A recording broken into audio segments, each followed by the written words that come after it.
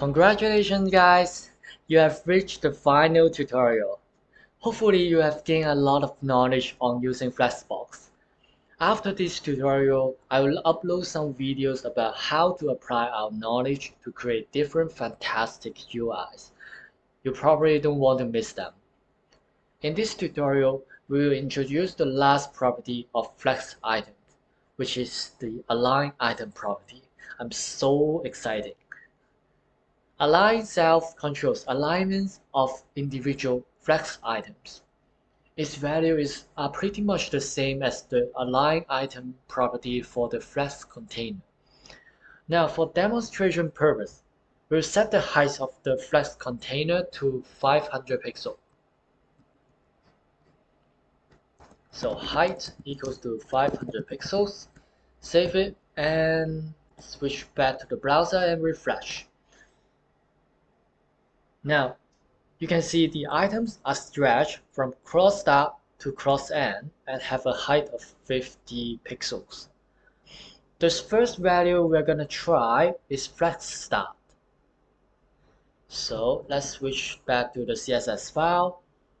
And for item 1, if I assign align self to flex start, save it, and go to the browser and refresh. You can see the item stays at the starting point of the cross axis. Now, the second value is flex end. So for flex to align self, let's set it to flex end. Save it, and again refresh. Get placed at the center. The fourth value is stretch, which causes the items to stretch from cross start to cross end. So when we refresh, you will see the item 4 will be stretched from top to bottom. But wait, hold on. 5 and 6 are also stretched from top to bottom. Does that mean the default value of align item is stretch? You may think so, but no. Before I explain that, I'm gonna show you the stretch property, stretch value first. Switch to the browser and set it to stretch. Now go back to the browser, refresh. You can see 4 seems to be the same as item 5 and 6. Now I'm gonna review the answer.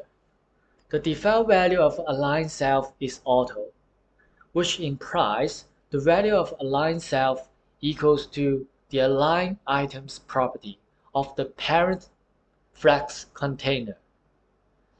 If we go to the CSS file, you can see align items property of the flex container is not specified. So it's holding the default value, which is stretch. That's why we have our flex item stretch when align self is set to auto. To prove this, let's set the align items property of the flex container to center.